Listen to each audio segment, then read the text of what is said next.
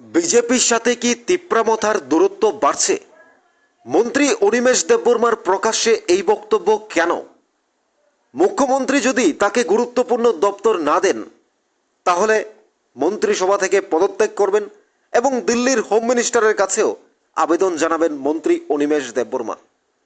তাহলে তিপ্রামথা বিজেপির দূরত্ব কি ধীরে ধীরে বাড়ছে?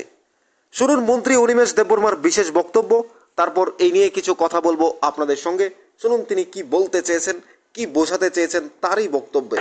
I am not happy only with these departments. আমাকে যা ডিপার্টমেন্টটা দেওয়া প্রিন্টিং এন্ড স্টেশনারি প্রিন্টিং আমি একটু খোলাখুলি বলবো। আই ডোন্ট এটা বলেছে এটার মধ্যে না করার কি আছে, কিন্তু যেহেতু আমি ফরেস্ট মিনিস্টার আমাকে এইগুলো সিদ্ধান্ত নিতে হবে। আবারও বলছি, আমি মাননীয় মুখ্যমন্ত্রীকে দেখা করে এটাও বলেছি।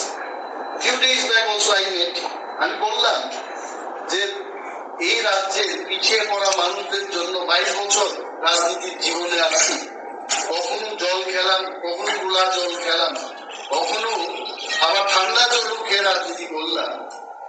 দপ্তরটাকে কিছু ভালো দপ্তর দিন যাতে করে ওই মানুষদের জন্য, গ্রামের মানুষের জন্য যেন আমি কিছু করি। বললাম এটা there is nothing to hide, একদম খোলাখুলি। এবং যখন যাব দিল্লিতে, নতুন মন্ত্রী যারা শপথ গ্রহণ করেছে, বিশেষভাবে দেশের হোম মিনিস্টার, ওনাকে যখন গ্রিট করতে যাবো দিল্লিতে গেলে আমি সেই কথা আবার বলবো। In this department science and technology without trader, তারপর প্রিন্টিং, কি প্রিন্ট হচ্ছে এটা দেখতে হবে। ফরেস্ট ইজ ওকে, কিন্তু এই সমস্ত দপ্তর দিয়ে 22 বছর যেটা কাটিয়ে দিলাম, যারা 5 বছর করে তো অনেকে অনেক ধরনের পেয়েছে, 22 বছর করে যদি আমি কাজ করতে না পারি কি হবে? তাহলে এই রাজনীতির কি মানে আছে? এটা কেউ বিপক্ষে, আই এম নট এগেইনস্ট দি গভর্নমেন্টের পক্ষেই বলছি, গভর্নমেন্টের পক্ষেই কাজ করবো, কিন্তু দপ্তর না দিলে আমি কি করে দেবো?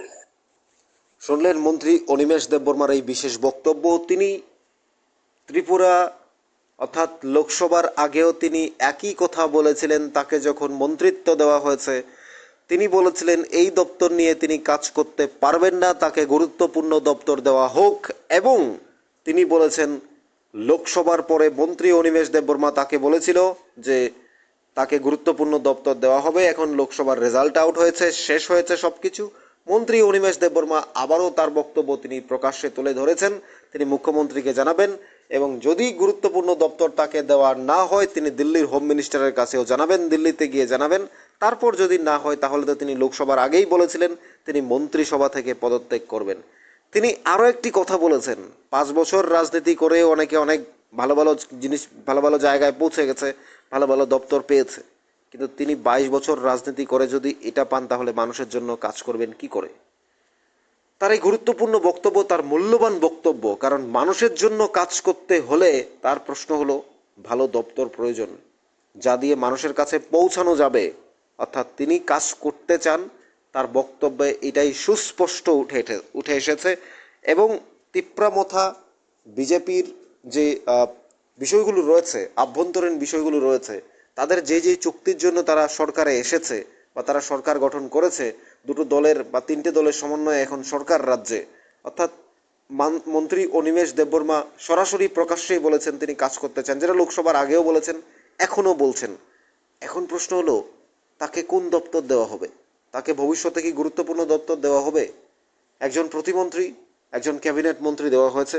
বিশ্বজিৎ দেববর্মা তাকে প্রতিমন্ত্রী এবং অনিমেষ দেববর্মা ক্যাবিনেট মন্ত্রী, কিন্তু তিনি এই দপ্তর নিয়ে খুশি নয়। তাকে গুরুত্বপূর্ণ দপ্তর দিতে হবে যা মানুষের জন্য তিনি কাজ করতে চান। এখন রাজ্যের মাননীয় মুখ্যমন্ত্রী ডক্টর মানিক সাহা রয়েছেন, তিনি তাকে কি দপ্তর দেবেন, নাকি আবার সেটা দিল্লিতে পৌঁছবে, নাকি তিনি পদত্যাগই করে নেবেন শেষ পর্যন্ত, নাকি তিপ্রামথা বিজেপির দূরত্ব আরও বাড়বে ধীরে ধীরে, সেটা সময়ের অপেক্ষা, দেখার অপেক্ষা। তবে 40 লক্ষ ত্রিপুরাবাসী কি চাইছেন, কি বলবেন আপনারা?